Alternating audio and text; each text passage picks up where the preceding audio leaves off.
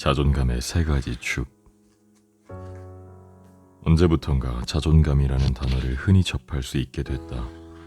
그만큼 많은 사람들이 자존감의 중요성에 대해서 잘 알고 있는 듯하다.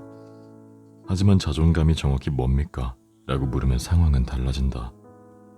어떤 이는 나를 사랑하는 정도라고 하고, 어떤 이는 자긍심이라고 하며, 어떤 이는 내가 나를 대하는 자세라고도 한다. 웬일인지 자존감의 정확한 의미에 대해서는 표현이 제각각이다. 그래서 본격적인 얘기에 앞서 자존감의 정확한 의미부터 정리해보려고 한다. 자존감의 가장 기본적인 정의는 자신을 어떻게 평가하는가이다. 곧 자신을 높게 평가하는지 또는 낮게 평가하는지에 대한 레벨을 의미한다. 100점 만점에 70점이라는 숫자로 표현할 수도 있고 높이로 표현할 수도 있다. 자존감의 3대 기본축. 자존감에는 3가지 기본축이 있어서 사람들마다 자존감의 의미를 달리 해석하기도 한다. 3가지란 자기 효능감, 자기 조절감, 자기 안전감이다. 우선 자기 효능감은 자신이 얼마나 쓸모있는 사람인지 느끼는 것을 의미하는데, 우리 사회는 이 축을 지나치게 강조한다. 사회에서 알아주는 직업을 갖거나 직장에서 능력을 인정받으면 당연히 자존감이 높을 것이라고 생각하는 게 대표적인 예다. 두 번째, 자기 조절감은 자기 마음대로 하고 싶은 본능을 의미한다. 이것이 충족돼야 자존감도 높아진다.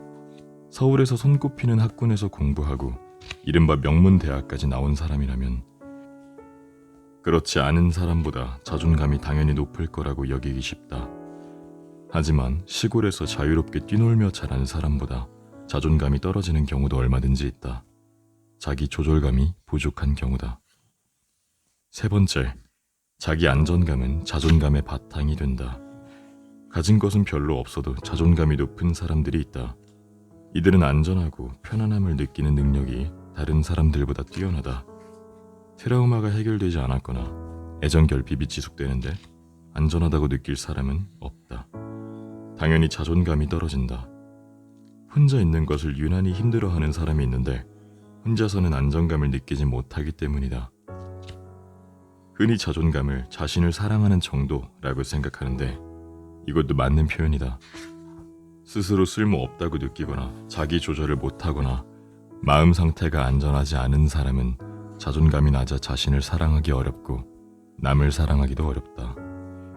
그래서 자신을 얼마나 사랑하는가는 자존감의 상태를 가늠할 수 있는 잣대가 된다. 자신감, 자만심, 자존심의 차이. 자존감과 자주 혼동하는 용어들도 있다. 시중에 나온 책에도 이 단어들이 헷갈리게 쓰여서인지 내담자들도 혼란스러워하는 용어다. 자신감과 자만심, 그리고 자존심이 그것이다. 자신감은 나의 능력과 과업의 난이도를 상대적으로 비교한 개념이다. 능력을 높게 평가하고 난이도를 낮게 보면 자신감은 저절로 올라간다. 반면 능력은 적절하게 평가했는데 과업의 난이도를 지나치게 높게 잡으면 자신감은 떨어진다. 자만심은 나의 능력을 지나치게 높게 평가하거나 과업들의 난이도를 지나치게 낮게 잡을 때 생기는 마음이다. 비합리적인 평가 탓에 자신감이 과해진 마음 상태다. 자존심은 자존감과 연관된 감정을 뜻한다. 자존감이 나를 어떻게 평가하는가에 관한 탑, 즉 생각의 개념이라면 이에 수반되는 감정을 자존심이라고 부른다. 일반적으로 자존심은 주로 자존감이 떨어졌을 때 느끼는 상한 감정을 의미한다. 비난을 받거나 트라우마가 생겨 일정 선 밑으로 감정이 추락하는 것을 자존심이 상한다 라고 표현한다. 자존심을 세웠다는 의미는 바닥을 치고 반등했다는 뜻인데 긍정적으로 쓰이는 경우는 드물다. 자존감에 대한 오해와 편견. 개념의 혼란과 함께 자존감에 대한 오해도 상당하다. 이미 여러 책을 통해 심리학의 기초를 알고 있다고 자부하는 분들 중에서도 잘못된 정보를 정답처럼 여기는 경우도 있다. 그렇다면 자존감을 둘러싼 가장 흔한 오해는 무엇일까? 자존감은 부모에게서 온다? 정보 과잉에서 비롯된 오해다. 부모의 양육 방식이나 어릴 적에 받은 대우는 매우 중요하다. 하지만 자존감이 순전히 부모의 영향이라고 오해해서는 안 된다. 흔히 부모님의 사랑을 덜 받아서 자존감이 낮다고 여기는 경우가 많은데 여기에 집착했다간 자존감 회복은커녕 가족 사이의 불화만 커진다. 뒤늦게 부모가 사과를 한다고 해도 달라지는 것은 없다. 자존감은 셀프로도 회복할 수 있다. 칭찬이 부족하면 자존감이 떨어진다. 칭찬은 고래도 춤추게 한다는 말이 한때 유행을 했다. 이 말을 칭찬은 무조건 좋다는 뜻으로 받아들여서는 안 된다. 잘못된 칭찬은 공허함만 키운다. 칭찬에 대한 환상과 갈망 또한 자괴감을 자극한다. 자존감만 회복되면 행복해진다? 자존감은 감정이 아니다. 감정과 연결돼 있지만 정확하게는 이성의 영역이다. 자존감을 회복했다고 해서 기분이 방방 뜨고 구름 위를 걷는 기분이 드는 것은 아니다. 하지만 자존감이 회복되면 좀 더 담대해진다. 다른 사람들의 평가에 민감하게 반응하지 않는다. 평일에 파김치가 되어 들어와도 주말까지 망쳐버리지는 않을 수 있다. 월요일 아침은 피하고 싶을지언정 그게 걱정돼서 일요일 저녁까지 날려버리지는 않을 것이다. 자존감이 회복되면 나르시시스트가 된다. 자존감 회복의 목표는 흔히 말하는 근자감을 갖거나 자뻑남, 자뻑녀가 되는 게 아니다. 이들처럼 지나치게 자신을 높게 평가하는 사람을 자기애성 인격 장애인이라고 부른다. 이들은 겉으로는 거만한 척하지만 사실은 창피를 당할까봐 노심초사한다. 자존감을 회복하면 오히려 자신의 허물을 인정하고 받아들인다. 못난 그대로의 자신을 인정하고 발전할 수 있는 에너지도 함께 갖출 수 있다. 자존감은 정말 회복 가능한가? 자존감은 자신을 어떤 높이로 받아들일 것인가에 대한 느낌이다. 이 느낌은 생각이며 판단이지만 감정에 영향을 받는다. 그래서 유동적이고 시시때때로 변한다. 게다가 자존감 정도가 변할 때마다 그 느낌은 확연히 달라진다. 마치 롤러코스터를 타는 것처럼 올라갈 때는 흥분되지만 내려갈 때는 그만큼 공포감도 커진다. 자존감을 회복한 사람은 이 속도감을 비교적 잘 견뎌낸다. 내려갈 때도 안전띠를 메고 있으며 실제로 추락할 확률은 극히 낮다는 것을 알기 때문에 크게 두려워하지 않는다. 올라갈 때도 마찬가지다. 곧 다시 내려갈 것을 알고 미리 대비를 한다. 자존감을 회복하면 인간관계가 좋아지는 것도 이런 이유에서다. 주위에서 비난을 들어도 그 충격이 오래가지 않는다. 잠깐 자존감이 떨어졌다고 해서 죽기 살기로 예민하게 굴지 않기 때문이다. 자존감이 건강하면 좋은 평판은 저절로 따라온다. 결론부터 말하자면 떨어진 자존감은 회복할 수 있다. 다만 시간이 좀 걸리는 사람이 있고 쉽게 되찾는 사람도 있다. 물론 그 과정이 쉽지 않아 번번이 낙심할 수도 있다. 하지만 확실한 것은 노력하면 분명히 회복할 수 있다는 사실이다. 자존감을 회복하는 과정은 자전거를 타는 과정과 비슷하다. 자존감은 자전거처럼 쉴 새 없이 움직인다. 우리는 자존감에 올라타 중심을 잡고 핸들을 조종하며 바퀴를 굴리는 과정을 터득하게 될 것이다. 자전거는 혼자 타지만 타는 법을 혼자 터득하는 사람은 많지 않다. 운동신경이 남다르고 균형 감각이 뛰어난 사람도 옆에서 돕는 사람 없이는 배우기 쉽지 않다. 누군가 옆에서 코치를 하거나 잡아줘야 한다. 지금부터 이 자전거가 어떻게 생겼으며 어떻게 하면 잘 탈 수 있는지 비교적 상세히 안내하려고 한다. 타는 법뿐 아니라 넘어지지 않고 오래 타는 법, 안전하게 넘어지는 법, 착용해야 될 보호 장비에 대해서도 짚고 넘어갈 것이다. 자전거를 타는 동안 우리는 분명 한두 번 이상 넘어질 것이다. 자전거를 배운 지 30년이 넘은 사람도 가끔 넘어지고 깨지는 이치다. 하지만 자전거를 일으켜 다시 올라탈 줄 알며 상처를 치료할 줄 아는 사람은 더 이상 자전거를 두려워하지 않는다. 자주 타고 싶고 애용하며 즐기게 될 것이다. 이 책을 읽는 독자들도 그렇게 될 것이라고 믿는다.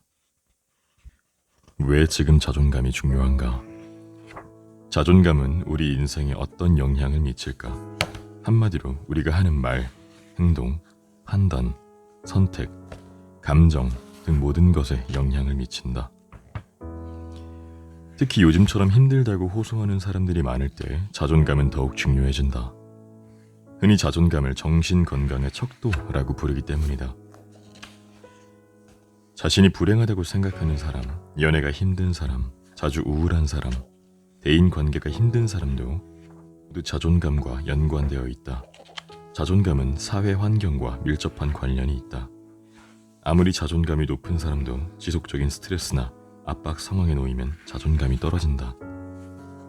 반대로 자존감이 낮은 사람이 환경에 따라 서서히 회복하기도 한다. 자존감이 중요해진 시대. 남들은 다들 결혼도 잘하고 애도 잘 키우고 일도 척척 해내는데 왜 저에겐 이 모든 게 힘들게만 느껴질까요?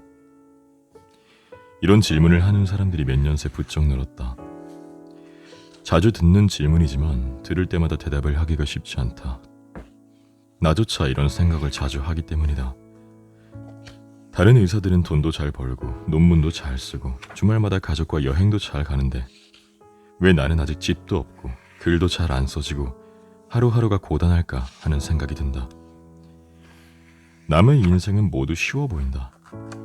때가 되면 다들 좋은 짝을 만나 사랑을 하고 아니다 싶으면 헤어지기도 잘하고 며칠 울적하다가 다시 씩씩해진다. 결혼도 순탄한 것 같고 취업도 잘하는 것처럼 보인다. 하지만 정말 그럴까? 세상은 멀쩡히 잘 돌아가는데 유독 나만 혼자이고 힘든 걸까? 결론부터 말하면 절대 그렇지 않다. 경계가 사라졌지만 더 외로워진 사람들. 과거에 비해 우리의 삶은 비약적으로 발전했다. 부모 세대에 비해 밥 굶을 걱정은 하지 않아도 되고 저마다 수십만 원짜리 스마트폰을 갖고 있다. 하지만 아이러니하게도 기술이 발달하면 할수록 정신 건강을 지키기는 쉽지 않다. 이것은 역사적으로도 반복되는 사실이다. 17세기 영국이 산업혁명이 일어났을 때 정신과 환자는 대폭 늘었다. 특히 알코올 중독 환자들은 급격히 많아져 사회 문제가 되기도 했다. IT 산업이 빠르게 발전한 우리의 삶은 어떻게 변했을까? 눈을 뜨자마자 뉴스와 날씨를 확인하는 것부터 잠이 들 때까지 스마트폰 세상과 접속해 있는 우리는 과연 행복하고 건강할까? 스마트폰과 SNS의 발달은 분명 유익한 점이 많다. 과거였다면 알지 못했을 사람들과 실시간으로 연결되고 교류한다. 모두가 친구이고 지구 반대편에 있는 사람과도 이웃을 맺는다.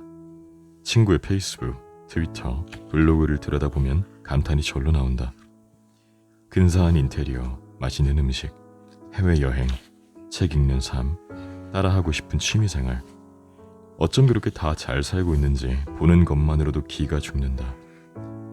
나를 제외한 모든 사람들이 행복한 것 같아서 비교가 되고 우울해진다.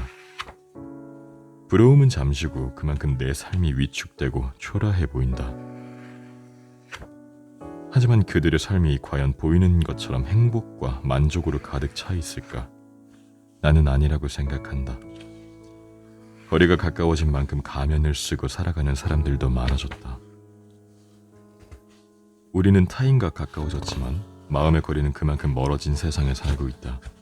친구라고 생각해 다가갔는데 적이기도 하고 힘들게 마음을 열었는데 더 큰 상처를 받기도 한다.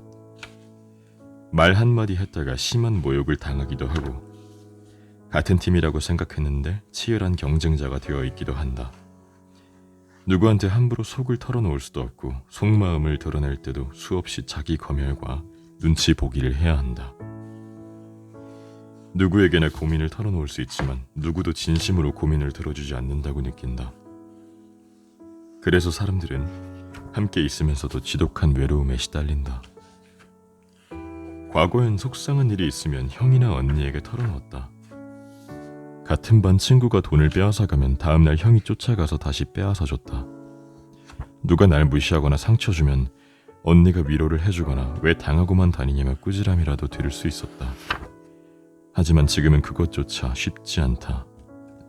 형제 자매의 수가 줄어 물리적인 환경이 변한 데다 그들도 자신의 삶에 집중하는 것만도 벅차다. 그렇다고 같이 일하는 동료가 내 편이 되어주지도 않고 한 아파트에 사는 이웃이 내 고민을 들어주지도 않는다. 우리는 모두 외떨어진 섬처럼 각자의 고민을 안고 외로워한다. 어쩌면 사통팔달로 연결되어 있대 꽉 막힌 고립의 시대인지도 모르겠다. 자존감이 가장 강력한 스펙. 사람만 바뀐 것이 아니다. 세상은 어느새 너무 많은 것을 묻고 요구한다. 앞으로 어떻게 살 건지, 무엇이 되고 싶은지, 어떤 길로 갈 건지, 얼마의 속도로 갈 건지 수시로 묻고 확인한다. 결정할 것도 많아지고 답을 내야 할 것도 많아졌다. 당연히 혼란스럽고 불안할 수밖에 없다. 젊은이들은 내가 잘할 수 있는 일이 뭔지 모르겠어요 라는 고민에서 한치도 벗어나지 못한다. 그리고 그 고민을 물고 늘어지느라 가진 에너지를 소모한다. 보고 들은 것은 많고 그에 따라 질문과 고민은 많아졌는데 답을 찾을 수 없으니 참으로 답답한 세상이다. 정보가 폭발하면서 우리는 고유의 정체성조차 비교당하고 산다. 내가 하는 생각, 살아가는 과정, 판단, 결과들도 비교의 대상이 되었다. 그래서인지 그럭저럭 잘 살고 있는 사람들조차 마음 한구석에 내가 정말 잘 살고 있는 걸까? 라는 의문을 안고 살아간다. 이런 환경은 자존감에 큰 영향을 미친다.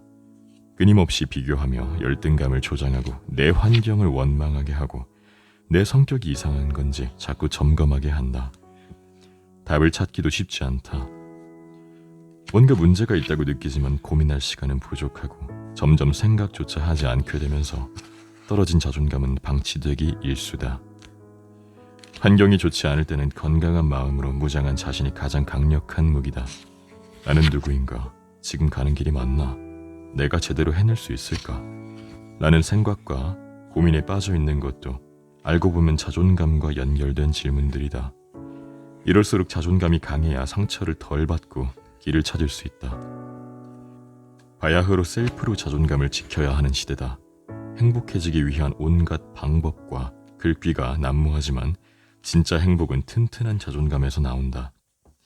건강한 자존감이야말로 요즘처럼 복잡한 시대를 살아가기 위한 가장 강력한 무기다. 사랑받을 자격을 의심하는 사람들. 성장소설에는 어김없이 사랑 이야기가 등장한다. 이유가 뭘까? 사춘기가 성욕이 가장 왕성할 때라서가 아니다. 성장은 자존감을 획득하는 과정이고 자존감을 갖추면 사랑부터 찾기 때문이다. 반대로 자존감이 무너지면 사랑에 대한 능력부터 의심하게 되어 있다. 정신과 의사로 일하면서 가장 많이 만나는 유형이 사랑 고민 상담자다.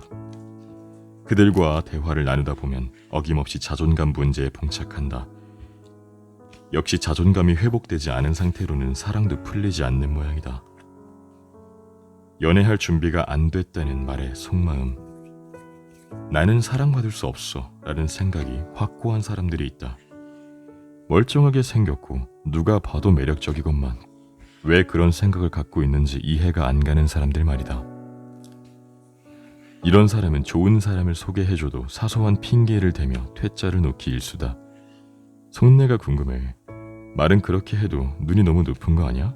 라고 떠보면 진심으로 정색을 한다. 몇 마디 대화를 나눠보면 그 말이 빈말이 아님을 알게 된다. 처음에는 나를 좋아할 수도 있어. 하지만 나에 대해 더 알게 되면 실망할 게 뻔해. 놀랍게도 자신의 가치를 전혀 인정하지 않는다. 이런 사람들은 대개 결혼을 강렬히 원하면서도 기피한다. 연애를 할 때조차 결혼을 해야 하는지 말아야 하는지 스스로 확신하지 못한다. 답답한 마음에 점집을 찾아다니기도 한다. 자신이 과연 누군가를 사랑할 수 있는지, 한 사람과 오래 사귈 수 있는지 자신 없어 한다. 자신은 연애 불능자라고 단정하고서 평생 한 사람만 사랑할 수 없고 사랑받지 못할 거라고도 말한다. 그러니 사랑을 해서는 안 된다고 믿는다. 그런데 평생 외로울 것을 생각하니 서러움이 밀려오고 그래서 또 사랑을 갈망한다.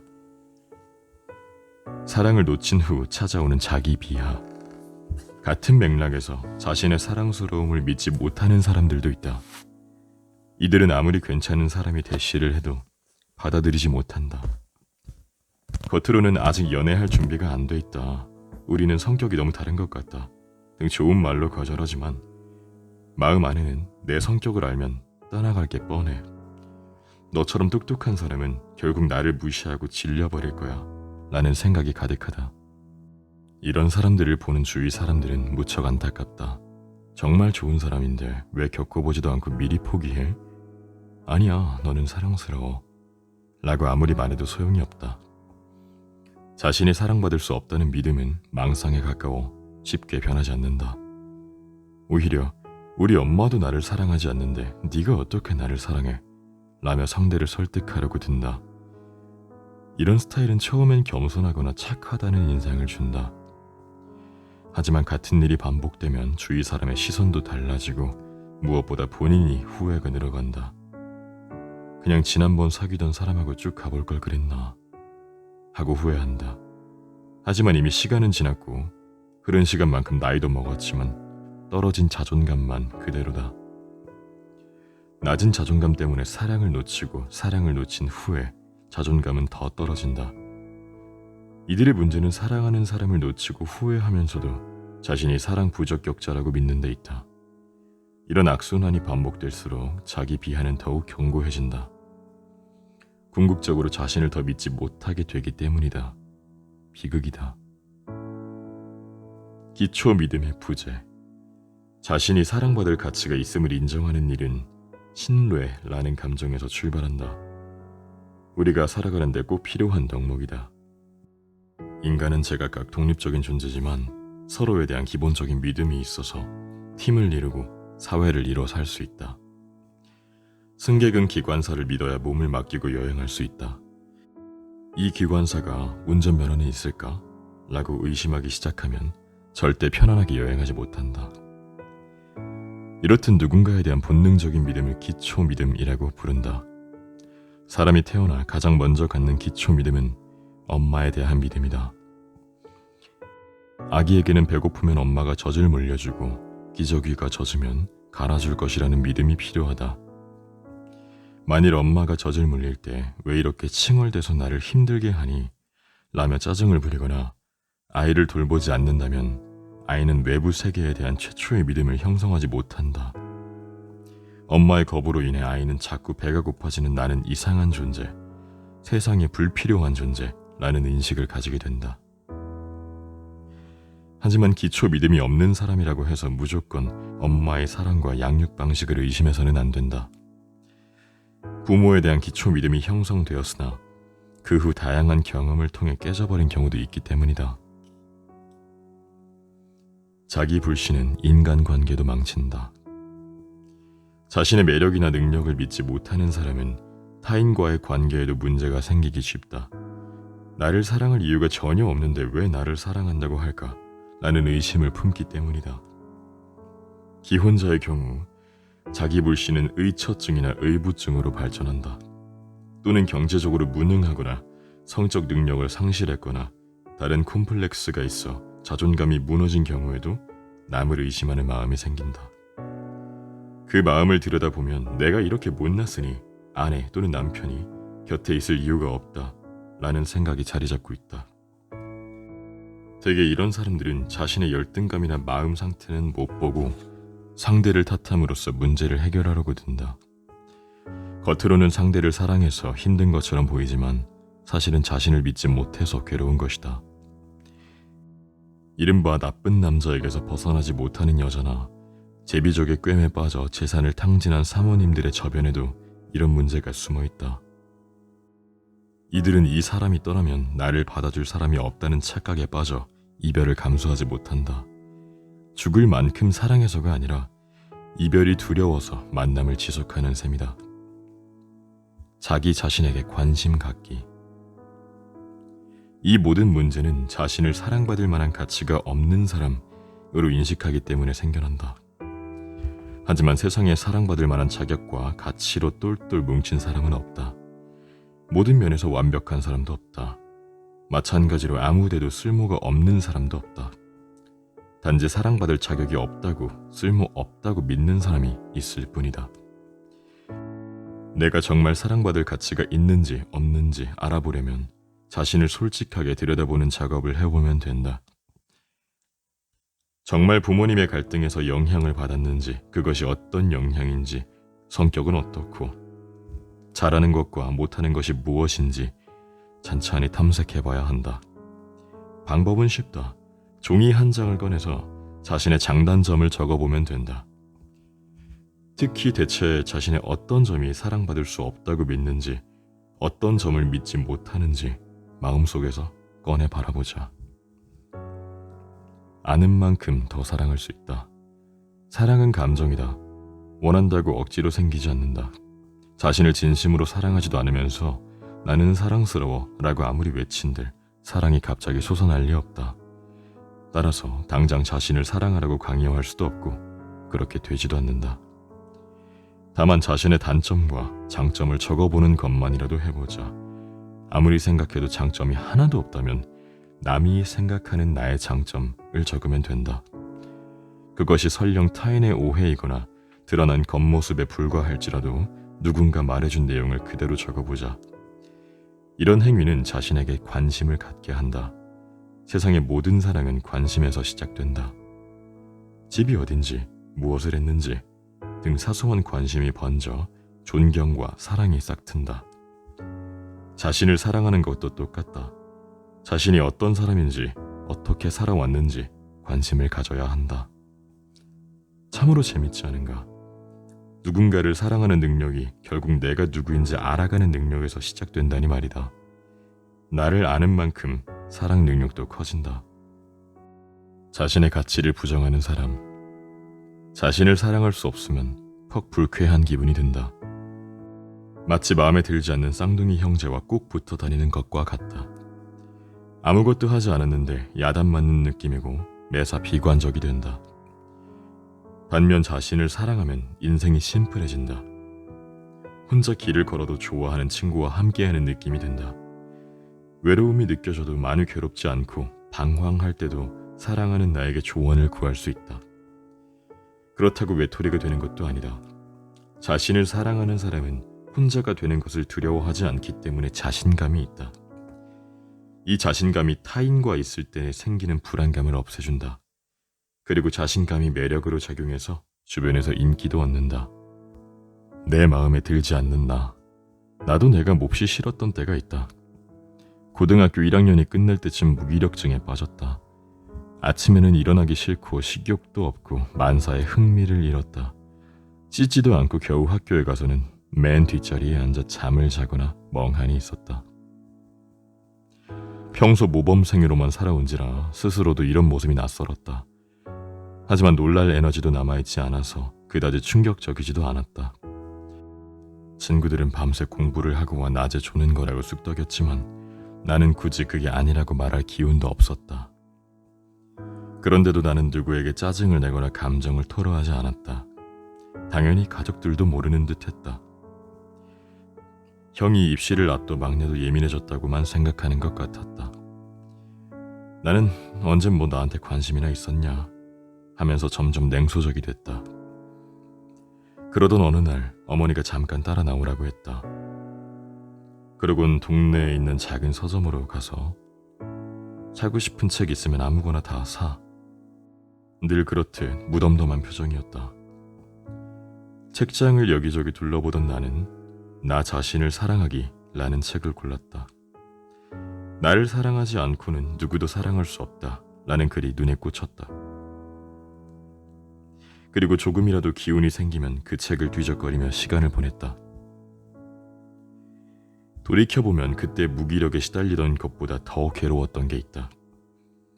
바로 나 스스로 내 상태를 이해할 수 없다는 점이었다. 한없이 나약해 보이고 의지도 없고 승부욕도 사라진 내가 싫었고 이해가 되지 않았다. 차라리 성적이 떨어졌거나 가족과 불화가 있는 거라면 낫겠는데 나란 존재가 내 마음에 들지 않는다는 느낌은 생각보다 괴로웠다. 책 내용은 정확히 기억나지 않는다. 하지만 17살 고등학생인 내게 나 자신을 사랑하기에 관한 글은 적잖이 중요한 사건이 되었다. 자신을 사랑하는 것이 얼마나 중요한지, 그러지 않으면 어떻게 되는지에 대해 처음 알려주었기 때문이다. 덕분에 나중에 혼란에 빠질 때마다 용기를 얻었다. 지금 상황에서 나를 사랑하는 길을 기준으로 삼을 수 있었다. 아무리 내게 중요한 사람이라 해도 그 사람 때문에 나 자신을 사랑하길 포기해서는 안 된다. 그래서 나에게 고통과 불행을 안겨주는 사람들과 이별할 때는 단호할 수 있었던 것 같다. 술이나 온라인 게임에서 벗어날 때도 그랬다. 분위기를 맞추거나 아이템을 모으는 것보다 내 인생을 챙기는 것이 소중했기 때문이다. 시간이 흘러 나는 다른 이의 마음을 달래주는 정신과 의사가 되었다. 자신을 사랑하지 못해 괴로운 사람들이 도움을 받기 위해 찾아온다. 나는 이들에게 유난히 신경이 쓰인다. 아마 지독하게 알았던 경험 때문 아닐까. 다시 과거로 돌아가자면 20대에도 나는 무기력하거나 게을러지는 이유를 이해하지 못했다. 하지만 여전히 나는 게으른 구석이 있었고 그런 내가 마음에 들지 않았다. 추측컨대 매사 최선을 다하는 부모님을 보고 자란 데다 부지런하게 움직일 때 느껴지는 흥분에 중독이 되어 있었던 것 같다. 내가 싫어지는 감정은 대학에 가서도 나를 괴롭혔다. 의과 대학에는 멋진 아이들 투성이었다. 어쩜 그렇게 다들 머리도 좋고 술도 잘 먹고 성실하기까지 한지 나와 심하게 비교가 됐다. 도대체 나는 왜 저들처럼 세련되지 못했을까? 왜 난 한 번에 외우지 못할까? 하는 열등감은 점점 커져갔다. 하지만 자존심이 상해 털어놓을 수도 없었다. 다른 길을 택한 친구들은 군대에 가 있거나 고시촌에서 힘들게 살며 나를 부러워했다. 그런 친구들에게 속마음을 털어놔봤자 공감해주지 못할 것이 뻔했다. 무엇보다 나도 내가 이해가 안 되는데 남들에게 이해해달라고 설득할 방법이 없었다. 나는 입을 다무는 방법으로 그 시절을 견뎠다. 돌아보면 자신을 사랑하지 못하는 것이 얼마나 외로운 감정인지 그때 처음 알게 된 것 같다. 가장 가까운 친구는 바로 나. 누구를 미워하거나 무관심한 건 특별한 일이 아니다. 사람마다 좋아하는 사람과 싫어하는 사람이 있게 마련이니까. 하지만 가까운 사람을 미워하는 것은 문제다. 배우자를 사랑하지 않거나 연인에게 무관심하면서 행복하기란 어렵다. 가족이나 회사 동료 중 미운 사람이 있어도 마음은 불편해진다. 부부간의 무관심은 자연스럽게 자녀들에게도 영향을 미친다. 하물며 그 싫어하는 대상이 자신이라면 어떻겠는가. 말하고 행동하고 먹고 잠자는 모든 순간 실은 나와 마주해야 하니 문제는 더욱 심각하다. 거울을 볼 때마다 싫어하는 인간의 모습을 봐야 하니까 말이다. 자신을 사랑하지 않는 사람은 이런 이유로 알게 모르게 짜증이 나 있다. 무기력한 내가 싫고 키가 작은 내가 싫고 성격이 모난 나에게 화가 난다. 그럴 때마다 서슴지 않고 자신을 비난하고 남들과 비교한다. 생각해보라. 누군가 내 등에 엎여서 하루 종일 나를 비난하고 남들과 비교하면 어떻겠는가. 어떤 장치가 귀에 꽂혀 속삭이듯 너는 못났어. 너는 남들보다 무능해. 라고 세뇌한다면 어떻게 될까? 자신을 미워한다는 것은 그런 것이다. 남에게 비난을 들으면 도망이라도 칠 수 있는데 자신을 미워하면 그게 안 된다. 하루 종일 잔소리를 듣게 되고 그 경험이 쌓인다. 숱한 비교와 비난 속에서 자존감이 낮아진 사람은 생각이 자꾸 비관적인 쪽으로 흐르기 쉽다. 이에 반해 자신을 사랑하는 이의 인생은 상당히 수월해진다. 자신을 사랑한다는 건 마치 마음이 잘 통하는 친구와 함께 있는 것과 같다. 그래서 외로움이 찾아와도 크게 동요하지 않고 혼자 여행을 가서도 마치 둘인 양 즐거운 시간을 보낼 수 있다. 거울을 볼 때마다 위안이 되고 자신의 목소리를 들을 때마다 마음이 편안해진다. 스스로를 위로할 수도 있고 격려할 수도 있다. 특히 자신이 했던 어떤 행동을 되짚어보며 상대가 어떻게 생각할까 하는 근심과 불안에 빠질 일이 없다. 물론 자신을 사랑해도 괴로운 일은 생긴다. 시험에 떨어질 수도 있고 연인과 이별할 수도 있고 부모님이 돌아가실 수도 있다. 하지만 이들은 그런 일이 있을 때 나는 왜 이 모양이 이 꼴일까 라고 비난하지 않는다. 또한 불편한 현실을 그대로 받아들이기 때문에 고통의 시간이 오래가지 않는다. 이들은 문제가 생겼을 때 적극적으로 해결책을 세운다. 평소 남들과 비교하며 자신을 깎아내리는데 에너지를 낭비하지 않기 때문이다. 건강한 사람은 감기에 걸려도 빨리 면역력을 회복하는 이치와 같다. 마치 기운을 북돋우고 위로해주는 친구를 곁에 둔 거나 진배없다. 내가 곧 나의 든든한 보디가드인 셈이다.